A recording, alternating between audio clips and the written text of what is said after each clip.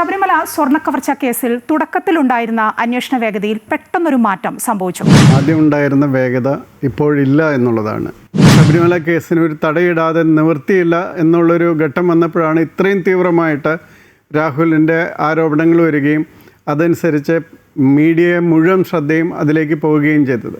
രാഹുലിൻ്റെ arrest വൈകിപ്പിച്ചുകൊണ്ട് ആ വിഷയം ലൈവാക്കി നിർത്തി. അങ്ങനെ സർക്കാരിൻ്റെ അല്ലെങ്കിൽ CPMൻ്റെ ഒരു തന്ത്രം, വലിയൊരു തന്ത്രം. ഈ കേസിൽ എനിക്ക് തോന്നുന്നത് അവസാനമായി കഴിഞ്ഞപ്പോൾ നിർദ്ദേശം കൊടുത്തിട്ടുള്ളത് പോലെ തോന്നുന്നു സർക്കാരിൽ നിന്ന്, അല്ലെങ്കിൽ പൊളിറ്റിക്കൽ ഒരു എക്സിക്യൂട്ടീവിൽ നിന്ന് വന്നിരിക്കുന്നത് പോലെ. അതായത് ധൃതി വേണ്ട, അതായത് 10-11 കൂടി കഴിയട്ടെ എന്നുള്ളൊരു ഉദ്ദേശം ഉണ്ടാകും. 1986 മുതൽ ഉള്ള ഇലക്ഷൻ ടൈമുകളിൽ ഇത് ഏതെങ്കിലും ഒരു സ്ത്രീ വിഷയം എടുക്കുകയാണെങ്കിൽ അത് പ്രധാനമായിട്ടും അങ്ങനെ ഇലക്ഷൻ സമയത്ത് കൊണ്ടുവരുന്നത് പല സമയത്തും നമ്മൾ കാണുന്നു. നമസ്കാരം. ശബരിമല സ്വർണ്ണക്കവർച്ച കേസിൽ തുടക്കത്തിലുണ്ടായിരുന്ന അന്വേഷണ വേഗതയിൽ പെട്ടെന്നൊരു മാറ്റം സംഭവിച്ചു. അന്വേഷണം പത്മകുമാറിൽ എത്തി നിൽക്കുകയാണ്. മുന്നോട്ടുള്ള പോക്കിൽ ഒരു മെല്ലെപ്പോക്ക് അനുഭവപ്പെടുന്നുണ്ട്.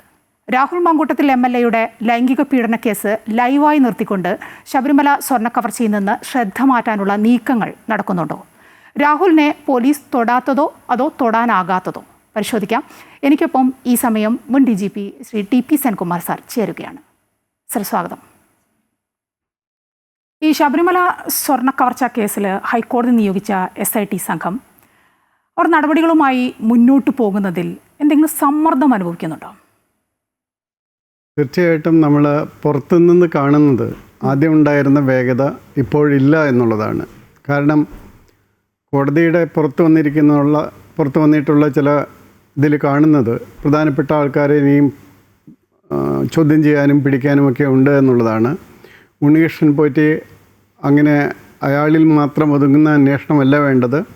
കൂടുതൽ വലിയ വ്യക്തികളിലേക്ക്, അയാളുടെ പുറകിലുള്ള ആൾക്കാരിലേക്ക് അന്വേഷണം എത്തണം എന്നുള്ളത് തന്നെയാണ് ബഹുമാനപ്പെട്ട ഹൈക്കോടതി പറഞ്ഞിട്ടുള്ളത്. പക്ഷേ 9-ാം തീയതിയും 11-ാം തീയതിയുമായിട്ട് ലോക്കൽ സെൽഫ് ഗവൺമെൻറ്റിൻ്റെ ഇലക്ഷൻ നടക്കുന്നതുകൊണ്ട് അതുവരെ എനിക്ക് തോന്നുന്നു കാര്യമായിട്ടുള്ള ചോദ്യം ചെയ്യലോ മറ്റ് വിവരങ്ങൾ പുറത്തു വരികയോ ഒന്നും ചെയ്യുന്നില്ല. ഇതിൽ സംഭവിച്ചത് എന്താണെന്ന് വെച്ചാൽ എനിക്ക് തോന്നുന്നത് ഇപ്പോൾ രാഹുൽ മാങ്കൂട്ടത്തിൻ്റെ കേസ് കഴിഞ്ഞ ഒരു 1.5 ആഴ്ചയോളമായിട്ട് മീഡിയ അത് ശബരിമല കേസിൻ്റെ കംപ്ലീറ്റ് എടുത്ത് മാറ്റിമറിച്ചിട്ട് രാഹുൽ മാങ്കൂട്ടത്തിൻ്റെ കേസിൻ്റെ വിവരണങ്ങൾ മുഴുവനാണ് കൊടുത്തുകൊണ്ടിരുന്നത്. അത് ഏകദേശം ഞാൻ മനസ്സിലാക്കുന്നത് എന്താണെന്ന് വെച്ചാൽ അത് മാർച്ചിലേക്ക് വെച്ചിരുന്നത് ഇഷ്യൂ ആണ്.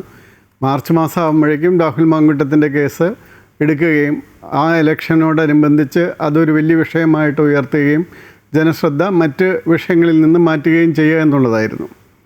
പക്ഷേ ഇപ്പോൾ ഈ മഹാഭാരതത്തിലൊക്കെ സംഭവിച്ചതുപോലെ ഇപ്പോൾ കർണന് ഇന്ദ്രൻ കൊടുക്കുന്നൊരു അസ്ത്രമുണ്ട്, ശക്തി അസ്ത്രം എന്നാണ് പറയുന്നത്. അത് കവചകുണ്ടലങ്ങൾ സൂത്രത്തിൽ ചെന്ന് കർണൻ്റെ നിന്ന് വാങ്ങിച്ചതിന് ശേഷം അതിന് പകരമായിട്ട് കൊടുക്കുന്നൊരു അസ്ത്രമാണ്. അപ്പോൾ ആ അസ്ത്രത്തിന് ആരെയും കൊല്ലാനായിട്ടുള്ള ഒരു പ്രാവശ്യം മാത്രം അതിനുള്ള ശക്തിയുള്ള അസ്ത്രമാണ് ശക്തി അസ്ത്രം. അപ്പോൾ ഈ ശക്തി അസ്ത്രം പ്രയോഗിക്കുകയാണെങ്കിൽ അർജുനെയും കൊല്ലാം. അപ്പോൾ അങ്ങനെയൊരു അസ്ത്രം കിട്ടിയപ്പോൾ കവചകുണ്ടലങ്ങൾ നഷ്ടപ്പെട്ടെങ്കിലും കവചകുണ്ടലങ്ങളുള്ള കൃഷ്ണൻ എങ്ങനെയാണെന്ന് വെച്ചാൽ ആ കൃഷ്ണനെ ആർക്കും കൊല്ലാൻ പറ്റില്ല എന്ന് മാത്രമേ ഉള്ളൂ. പക്ഷേ കൃഷ്ണനല്ല, കർണനെ ആർക്കും കൊല്ലാൻ പറ്റില്ല എന്ന് മാത്രമേ ഉള്ളൂ. പക്ഷേ അസ്ത്രമുള്ള കർണന് ആരെയും കൊല്ലാം ആ അസ്ത്രം ഉപയോഗിച്ച് എന്നുള്ളൊരവസ്ഥ വന്നു. അപ്പോഴാണ് യുദ്ധത്തിൽ ഘടോൽഗജനെ വിളിക്കുന്നതും ഘടോൽഗജൻ കൗരവസേനയെ ഏകദേശം ഇല്ലാതാക്കി കൊണ്ടിരിക്കുമ്പോൾ അവരുടെ നിർബന്ധപ്രകാരം കർണൻ ഈ പറയുന്ന ശക്തി അസ്ത്രം ഉപയോഗിച്ച് ഘടോൽഗജനെ കൊല്ലുന്നതും. അപ്പോൾ ഘടോൽഗജൻ മരിച്ചു വീഴുമ്പോൾ എല്ലാ പാണ്ഡവരും ബാക്കി എല്ലാവരും ദുഃഖിതരായി ആ ഭാഗത്തുള്ളവർ. കാരണം അവരുടെ ഏറ്റവും പ്രധാനപ്പെട്ട ഒരു പോരാളിയാണ് അങ്ങനെ മരിച്ചു വീണത്.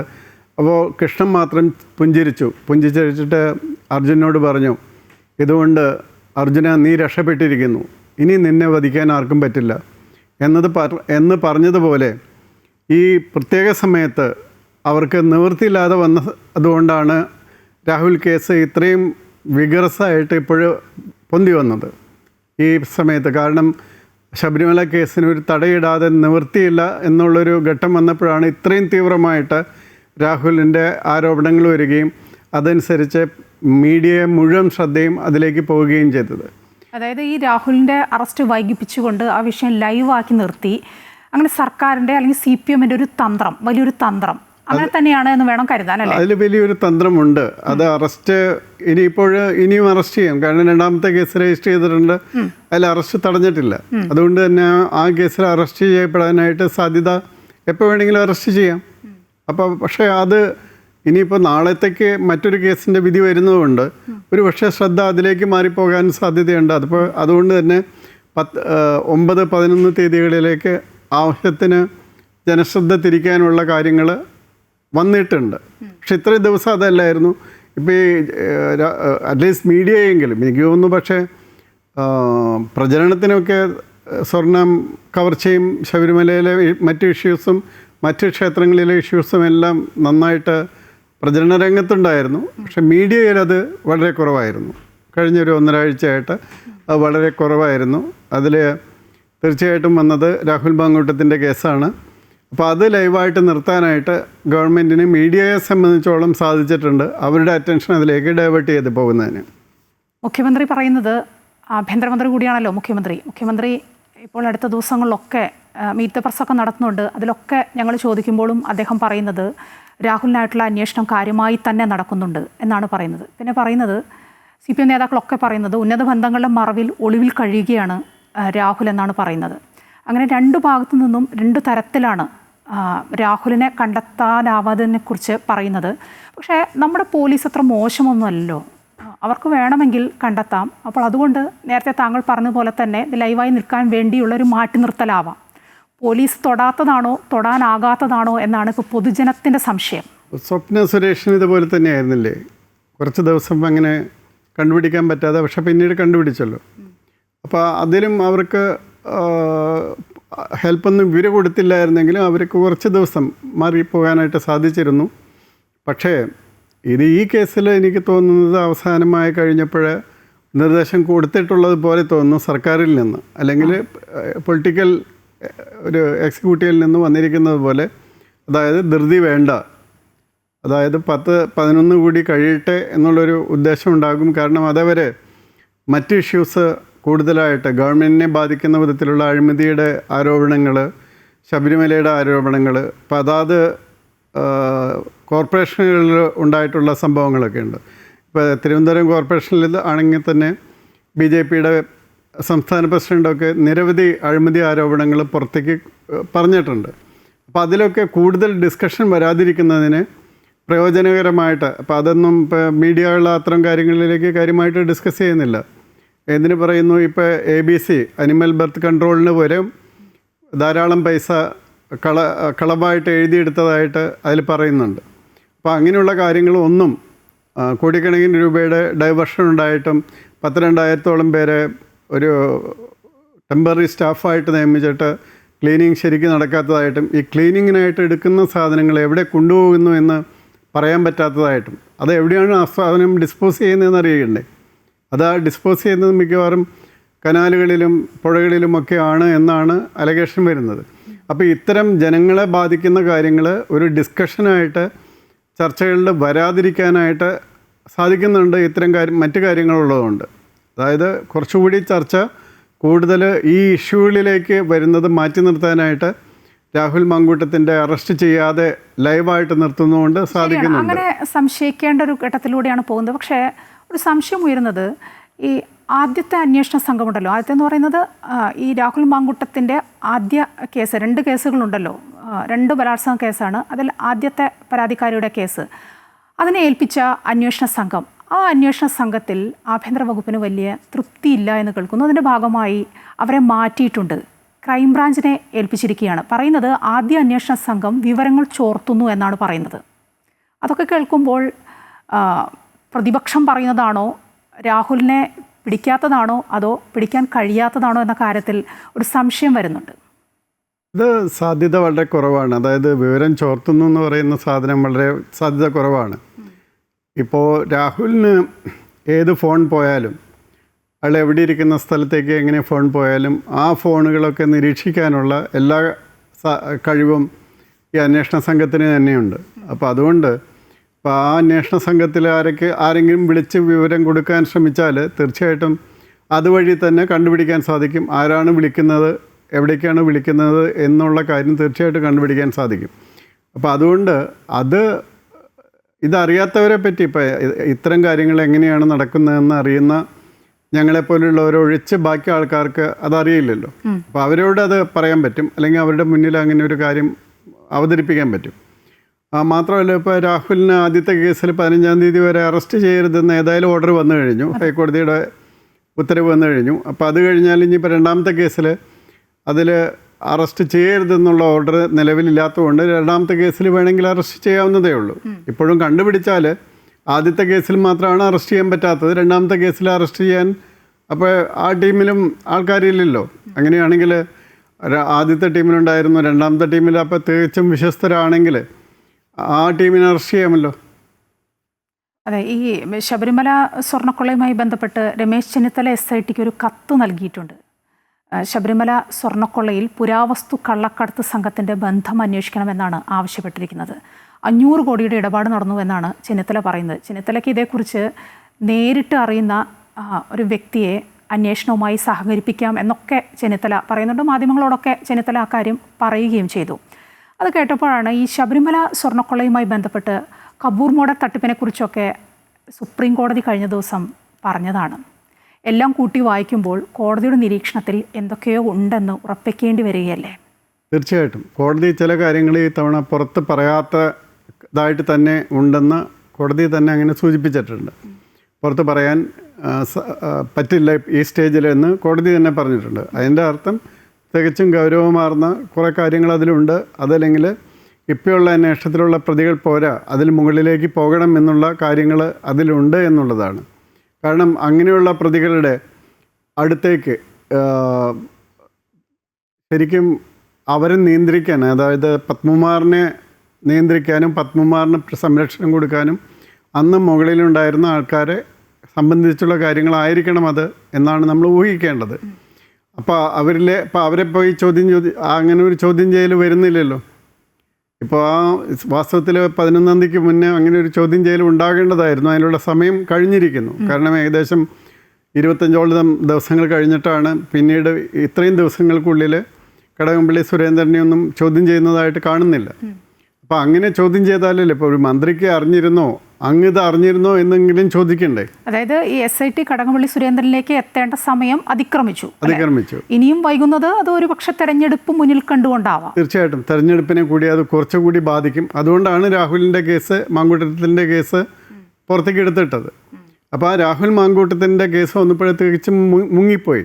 ശബരിമല കേസ് ശരിക്കും ഒരു 1.5 ആഴ്ച മാധ്യമങ്ങളിൽ മുങ്ങിപ്പോയിരുന്നു. കാരണം രാഹുൽ മാങ്കൂട്ടത്തിൻ്റെ അത്രയധികം കാര്യങ്ങളാണ് പറഞ്ഞുകൊണ്ടിരുന്നത്. അതിൻ്റെ ഇപ്പോൾ രണ്ടാമത് വരുന്ന കേസും അതിനെ കിട്ടിയിരിക്കുന്ന ശ്രദ്ധയും എല്ലാം വെച്ച് നോക്കുമ്പോൾ തികച്ചും മറ്റ് കേസുകൾ, മറ്റ് ഇഷ്യൂസ്, അതായത് ഇവരെ എപ്പോഴും ഇത് നോക്കിയാൽ അറിയാം 1986 മുതൽ ഉള്ള ഇലക്ഷൻ ടൈമുകളിൽ ഇത് ഏതെങ്കിലും ഒരു സ്ത്രീ വിഷയം എടുക്കുകയാണെങ്കിൽ അത് പ്രധാനമായിട്ടും അങ്ങനെ ഇലക്ഷൻ സമയത്ത് കൊണ്ടുവരുന്നത് പല സമയത്തും നമ്മൾ കാണുന്നതാണ്. അപ്പോൾ ആ ഇലക്ഷൻ സമയത്ത് അങ്ങനെയുള്ളൊരു വിഷയങ്ങളിലേക്ക് പ്രധാനപ്പെട്ട ശരിയായിട്ടുള്ള ഇഷ്യൂസ് ജനങ്ങളിൽ നിന്ന് മറച്ചു വയ്ക്കാനായിട്ട്, അതായത് അഴിമതി അല്ലെങ്കിൽ കെടുകാര്യസ്ഥത, വികസനമില്ലായ്മ, ഇത്തരം കാര്യങ്ങളൊക്കെ മാറ്റിവെക്കുന്നതിനായിട്ടാണ് അത്തരം കാര്യങ്ങൾ പുതുതായിട്ട് കൊണ്ടുവരുന്നത്. എന്നിട്ട് അവരുടെ ശ്രദ്ധ അവർക്ക് പറ്റിയൊരു മാധ്യമ സിൻഡിക്കേറ്റ് ഉണ്ട് എന്ന് തന്നെയാണ് ഞാൻ വിശ്വസിക്കുന്നത്. അത് അവരുടെ പാർട്ടി പത്രത്തിലും പാർട്ടി ചാനലിലും മാത്രമല്ല മറ്റ് മാധ്യമങ്ങളിലുമുണ്ട്. ആ ശ്രദ്ധ മാറ്റിക്കാനായിട്ട് അപ്പോൾ തീർത്തും ഇനി കൺട്രോൾ ചെയ്യാൻ നിവൃത്തിയില്ല. കാരണം ഹൈക്കോടതി ഇടപെടുന്ന കേസാണ്. പക്ഷേ അറ്റ്ലീസ്റ്റ് അതിൻ്റെ ആ സമയം ദീർഘിപ്പിക്കാനായിട്ട് ഓഫീസേഴ്സിന് നിർദ്ദേശം കൊടുത്തിട്ട് തൽക്കാലം 11-ാം തീയതി കഴിയുന്നത് വരെ ഇത് വീണ്ടും പുറത്ത് വരരുത് എന്നുള്ളൊരു നിർദ്ദേശം ഉണ്ടായിരിക്കണമെന്നാണ് എനിക്ക് ഫീൽ ചെയ്യുന്നത്. കാരണം എന്ന് വെച്ചാൽ അല്ലെങ്കിൽ ഇത്രയും ദിവസമായിട്ട് എന്തുകൊണ്ട് ഇത്രയും പ്രധാനപ്പെട്ട ഒരു കേസിൽ, ഇപ്പോൾ ശ്രീ ചെന്നിത്തലയുടെ കേസിൽ അദ്ദേഹത്തിനെ സാക്ഷിയായിട്ട് വിളിപ്പിക്കുന്നു, അദ്ദേഹത്തിൻ്റെ സ്റ്റേറ്റ്മെൻറ്റ് എടുക്കാൻ പോകുന്നു എന്ന് പറയുന്നു.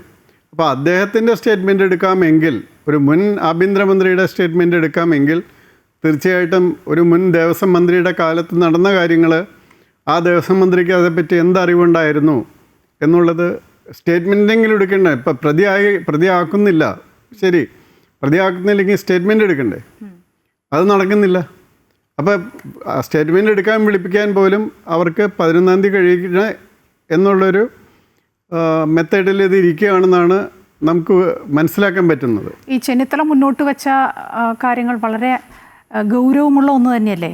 അത് SITക്ക് മുന്നിലേക്ക് വെച്ചിരിക്കുകയാണ്. അതുമായി ബന്ധപ്പെട്ട ആളെ SITക്ക് മുന്നിൽ എത്തിക്കാമെന്ന് ഉറപ്പ് കൊടുക്കുകയാണ് ചെന്നിത്തല.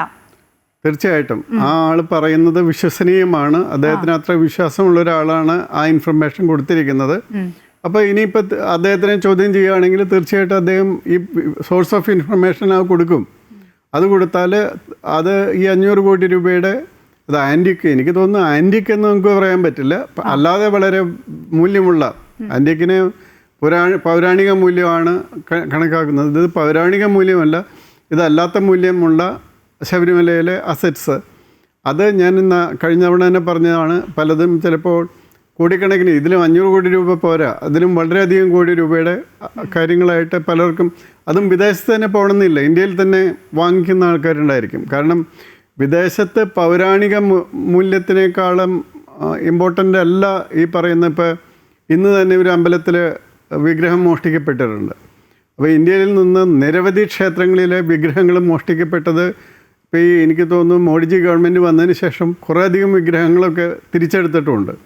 അപ്പോൾ അങ്ങനെ അത് പൗരാണികമായിട്ടുള്ളതുണ്ടായിരിക്കും, 1500 കൊല്ലം മുന്നേ, 2000 കൊല്ലം മുന്നേ ഉള്ളത്. പക്ഷേ ഇവിടെയുള്ള സാധനങ്ങൾക്കെല്ലാം ഏതായാലും 1950 ശേഷമുള്ള പ്രാധാന്യമേ ഉള്ളൂ. ഒരു പൗരാണിക മൂല്യം അതിന് കിട്ടുന്നില്ല. അപ്പോൾ ഇത് വിശേഷാൽ ഒരു ദേവൻ്റെ അടുത്തിരിക്കുന്നു. അപ്പോൾ ആ വിശ്വാസമുള്ളവരായിരിക്കും ഇത് കൂടുതൽ വാങ്ങിക്കാനായിട്ട് സാധ്യത. അത് കൂടുതലും ഇന്ത്യയിൽ തന്നെയുള്ള ആൾക്കാരാണ് അതിന് സാധ്യതയുള്ളത്. ഇതിൽ വിശ്വസിക്കുകയും ഇങ്ങനെയുള്ള സാധനങ്ങൾ തങ്ങളുടെ ഭവനങ്ങളിൽ വെച്ചാൽ വളരെ നല്ലതാണ്, അതുകൊണ്ട് നല്ല പുണ്യം കിട്ടുമെന്ന് വിശ്വസിക്കുന്ന കുറേ ആൾക്കാരുണ്ട്. അങ്ങനെയുള്ളവർക്ക് വിൽക്കാനായിട്ടായിരിക്കും ഇത് സാധ്യതയുള്ളത്. ഓക്കെ, ശബരിമല സ്വർണ്ണക്കൊള്ളയെക്കുറിച്ച് ചോദിച്ചാൽ കോടതിക്ക് മുന്നിലുള്ള വിഷയങ്ങളിൽ കൂടുതൽ പറയാനില്ല എന്ന് പറഞ്ഞു ഒഴിയുകയാണ് മുഖ്യമന്ത്രിയും CPM നേതാക്കളും. അത് പതിവാണ്. അതേക്കുറിച്ച് എപ്പോൾ ഞങ്ങൾ മാധ്യമങ്ങളിൽ അവരെ കണ്ടാൽ മൈക്ക് വെച്ചാൽ ഉടനെ പറയുന്നൊരു കാര്യമാണത്. ഇപ്പോൾ ഈ അടുത്ത ദിവസങ്ങളൊക്കെ മുഖ്യമന്ത്രി മീറ്റ് പ്രസംഗം നടത്തുന്നുണ്ട്. അവിടെയും പല വിഷയങ്ങളെക്കുറിച്ചും മുഖ്യമന്ത്രി ദീർഘനേരം സംസാരിക്കുന്നുണ്ട്. പക്ഷേ ഈ വിഷയത്തിൽ മാത്രം വളരെ ചുരുക്കി മാത്രമാണ് പറയുന്നത്. ഇപ്പോൾ രാഹുൽ മാങ്കൂട്ടത്തിൽ വിഷയത്തിലൊക്കെ മുഖ്യമന്ത്രി ഇന്നലെ ദീർഘനേരമാണ് സംസാരിച്ചത്. അതും കോടതിക്ക് മുന്നിലാണല്ലോ. പക്ഷേ അതേക്കുറിച്ച് മുഖ്യമന്ത്രി അങ്ങനെ സംസാരിക്കുമ്പോൾ എന്താണ് ഇതെന്ന് മനസ്സിലാക്കേണ്ടത്? അതാണ് ഇരട്ടത്താപ്പ് എന്ന് പറയുന്നത്. രണ്ടും കോടതിക്ക് മുന്നിലാണ്, ഒരേപോലെ തന്നെ കോടതിക്ക് മുമ്പിലാണ്. അപ്പോൾ അതിലൊരു കാര്യത്തിൽ കോടതിക്ക് മുമ്പിലാണെന്ന് പറയുകയും മറ്റൊരു കാര്യത്തിൽ ഫ്രീ ആയിട്ട് സംസാരിക്കുകയും ചെയ്യുന്നത് തീർച്ചയായിട്ടും ഒരു ഇരട്ടത്താപ്പ് തുറന്നു കാട്ടുന്നതാണ്. ഇത് എനിക്ക് തോന്നുന്നു മുകേഷിൻ്റെ കേസിൽ എടുത്ത നടപടികളും രാഹുൽ മാങ്കൂട്ടത്തിൻ്റെ എടുത്ത കേസിൽ എടുക്കുന്ന നടപടികളും തമ്മിലായിട്ട് താരതമ്യം ചെയ്യുമ്പോഴും, അപ്പോൾ അവർ നടപടി പാർട്ടിയൊന്നും സ്വീകരിച്ചില്ല എന്ന് പറയുമ്പോൾ പാർട്ടി മെമ്പറല്ല മുകേഷ് എന്നാണ് പറയുന്നത്. അതേസമയം പാർട്ടി മെമ്പറായിട്ടുള്ള പത്മകുമാറിൻ്റെ കാര്യത്തിൽ വരുന്ന സമയത്ത് അതേ സംബന്ധിച്ചൊന്നും പറയാനില്ല, അയാളിപ്പോൾ ജനപ്രതിനിധിയല്ല എന്നാണ് പറയുന്നത്. അപ്പോൾ ഇതെല്ലാം ഇരട്ടത്താപ്പാണ്. ആ ഇരട്ടത്താപ്പിന് കാരണം അവർക്ക് ഇവരുടേതായ ചില ക്യാപ്സ്യൂൾസ് ഉണ്ടാക്കിയിട്ട് അങ്ങനെ ക്യാപ്സ്യൂൾസ് കൊടുക്കുകയാണ്. അപ്പോൾ ആ ക്യാപ്സ്യൂൾസ് അനുസരിച്ച് ജനങ്ങളത് കുറേ വിശ്വസിക്കുന്ന അവരുടെ ആൾക്കാരുണ്ടാകും. ഇത് മറ്റുള്ളവരെക്കാൾ കൂടുതൽ അവരുടെ ഹാർഡ് കോറായിട്ടുള്ള ആൾക്കാരെ വിശ്വസിപ്പിക്കാനായിട്ട് അവർക്ക് ഏറ്റുപറയാനായിട്ട് ഒരു ഇത് ഇട്ടുകൊടുക്കുന്നതാണ് മുഖ്യമന്ത്രി ആയാലും അവരുടെ പാർട്ടി സെക്രട്ടറി ആയാലും ഒക്കെ ചെയ്യുന്നത്. അത് ശരിയാണ്. പക്ഷേ ഈ കോൺഗ്രസ് എടുത്ത ധാർമ്മികമായ നടപടി എന്നൊക്കെ പറയുന്ന കാര്യങ്ങളൊക്കെ ഉണ്ടല്ലോ. യൂത്ത് കോൺഗ്രസ് നിന്ന് പുറത്താക്കുന്നു, സസ്പെൻഷൻ കൊടുക്കുന്നു, പിന്നെ ഇപ്പോൾ മുൻകൂർ ജാമ്യമൊക്കെ തള്ളിയ സമയത്ത് പെട്ടെന്ന് കോൺഗ്രസ് നിന്ന് പുറത്താക്കുന്നു, അതൊക്കെ ചെയ്തു രാഹുൽ മാങ്കൂട്ടത്തിനെ.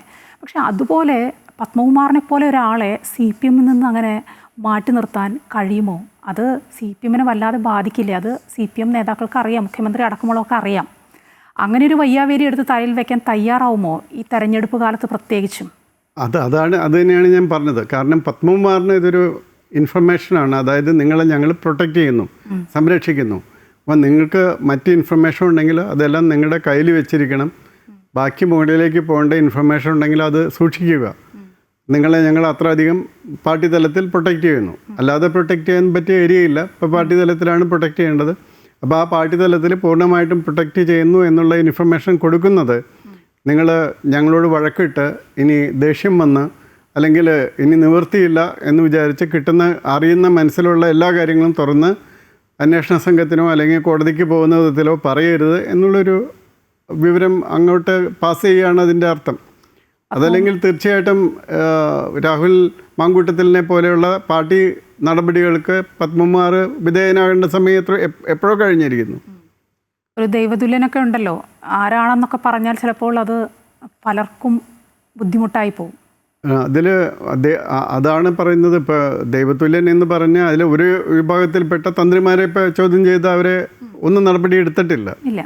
അത് ഒരുപക്ഷെ അവരുടെ സ്റ്റേറ്റ്മെൻറ്റ് വിശ്വസനീയമാണ് എന്നതുകൊണ്ടായിരിക്കാം ഇതുവരെ തന്ത്രിമാരെ പറ്റിയുള്ള നടപടികളും കണ്ടില്ല. അതിൽ പല തന്ത്രികളും പറയുന്നത് പൂർണ്ണമായിട്ടും ശരിയാണോ എന്ന് ചോദിച്ചാൽ അല്ല എന്നാണ് എനിക്ക് പറയാൻ പറ്റുക. കാരണം അവർക്കതിനുള്ള ഉത്തരവാദിത്തം ഉണ്ടായിരുന്നു. ഈ സാധനം പുറത്തേക്ക് എടുക്കുന്നില്ല എന്ന് ഉറപ്പുവരുത്താനുള്ളതും 5-6 വർഷമായിട്ട് ഇത് മൂടി വയ്ക്കാനായിട്ട് സഹായിച്ചു എന്നുള്ളതും. അപ്പോൾ അതിന് മുകളിലുള്ള ആൾക്കാരാരെങ്കിലും ആയിരിക്കും ദൈവതുല്യരായിട്ട് കണക്കാക്കപ്പെടുന്നത് എന്നാണ് അറിയേണ്ടത് എപ്പോഴും. തീർച്ചയായിട്ടും അപ്പോൾ മുകളിലേക്ക് പോകണമെങ്കിൽ അടുത്ത സ്റ്റെപ്പ് പോകേണ്ടത് അന്നത്തെ ദേവസ്വം മന്ത്രിയാണ്. അപ്പോൾ ആ ദേവസ്വം മന്ത്രിയെ ചോദ്യം ചെയ്യാൻ വിളിക്കുന്നവരുടെ ലിസ്റ്റിൽ പോലും ഇതുവരെ വന്നിട്ടില്ല. കാരണം അത് വരികയാണെങ്കിൽ മറ്റെല്ലാം മാറ്റി വെച്ചിട്ട് അതായിരിക്കും മാധ്യമങ്ങളുടെ ചർച്ചയൊക്കെ വരുന്നത്. അത് ഈ 9-ാം തീയതിയിലും 11-ാം തീയതിയിലും ഇലക്ഷൻ കഴിഞ്ഞതിന് ശേഷം വരുന്നതായിരിക്കും നല്ലത്. അല്ലെങ്കിൽ അവരുടെ തന്നെ പാർട്ടി ഘടകങ്ങളെ പോലും ബാധിക്കുന്ന, പാർട്ടിയിൽ വിശ്വസിക്കുന്ന ഹാർഡ് കോറായിട്ടുള്ള കുറേ കൂടി അയ്യപ്പ ഭക്തന്മാരൊക്കെ ആയിട്ടുള്ള വിശ്വാസികളായിട്ടുള്ള മാർക്സിസ്റ്റുകാരുണ്ട്. അപ്പോൾ അവരെ ബാധിക്കാനായിട്ട് സാധ്യതയുണ്ട്. അപ്പോൾ അത് മാറ്റുക എന്നുള്ളതായിരിക്കണം അതിൻ്റെ ഉദ്ദേശം. ഏതായാലും ഈ രാഹുലിനെ കണ്ടെത്താനായിട്ടില്ല. അതിനുവേണ്ടിയുള്ള അന്വേഷണ സംഘത്തെ മാറ്റി ക്രൈംബ്രാഞ്ചിനെ ഏൽപ്പിക്കുന്നു. അതിലേക്കൊക്കെ കടക്കുമ്പോൾ ഇനി എങ്ങോട്ടാണ് കാര്യങ്ങൾ പോക്ക്? തിരഞ്ഞെടുപ്പ് കഴിയും വരെ 1-ാം ഘട്ടം ഇപ്പോൾ ആവുന്നതേ ഉള്ളൂ, 9-ാം തീയതി. അത് കഴിഞ്ഞ് പിന്നെ 2-ാം ഘട്ടം വരുന്നു.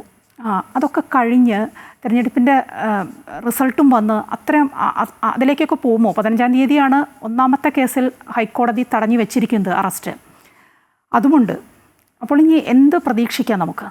ഇത് 11-ാം തീയതിക്ക് മുമ്പായിട്ട് രാഹുലിനെ അറസ്റ്റ് ചെയ്യാൻ പറ്റുകയാണെങ്കിൽ അറസ്റ്റ് ചെയ്യുമായിരിക്കും എന്ന് എനിക്ക് തോന്നുന്നത്. പെട്ടെന്ന് ഒരു ബോംബ് പൊട്ടിക്കുന്നത് പോലെ തലേ ദിവസം വൈകിട്ട്. ഇപ്പം നാളത്തെ മറ്റേ എറണാകുളം കേസിൻ്റെ വിധി കൂടി അതിനെ ബാധിക്കുമെന്ന് തോന്നുന്നു. അതിൻ്റെ വിധി എങ്ങനെ വരുന്നതനുസരിച്ച് കുറേയധികം ചർച്ചകൾ, പബ്ലിക്കായിട്ടുള്ള ചർച്ചകൾ അതിലേക്ക് പോകും.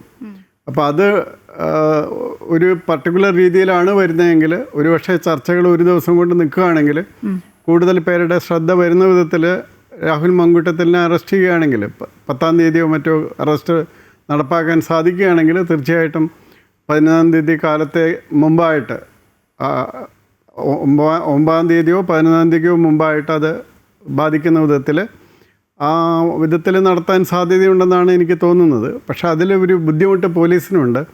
കാരണം ആ പോലീസിന് 2-ാമത്തെ കേസിൽ മാത്രമേ അറസ്റ്റ് ചെയ്യാൻ പറ്റുള്ളൂ ഇപ്പോൾ. അപ്പോൾ ആ 2-ാമത്തെ കേസിൽ വിക്ടിമിൻ്റെ സ്റ്റേറ്റ്മെൻറ്റ് ഒരു മജിസ്ട്രേറ്റിൻ്റെ മുമ്പിൽ എടുത്തതിന് ശേഷം മാത്രമേ ഇനി അത് പ്രൊസീഡ് ചെയ്യാൻ പറ്റുള്ളൂ. അപ്പോൾ അങ്ങനെ ഒരു സ്റ്റേറ്റ്മെൻറ്റ് എടുത്തതായിട്ട് ഇതുവരെ കണ്ടിട്ടില്ല. വളരെ നന്ദി ശ്രീ ടി.പി. സെൻകുമാർ ഈ അവസരത്തിൽ ഞങ്ങളോട് പ്രതികരിച്ചത്. ഏതായാലും രാഹുൽ മാങ്കൂട്ടത്തിൻ്റെ മറവിൽ സ്വർണ്ണക്കടത്ത് കേസ് ഒളിപ്പിച്ചുകൊണ്ട് എത്ര നാൾ മുന്നോട്ട് പോകാൻ സർക്കാരിന്, CPM-ന് കഴിയുമെന്ന് നമുക്ക് നോക്കിക്കാണാം. വളരെയേറെ നന്ദി.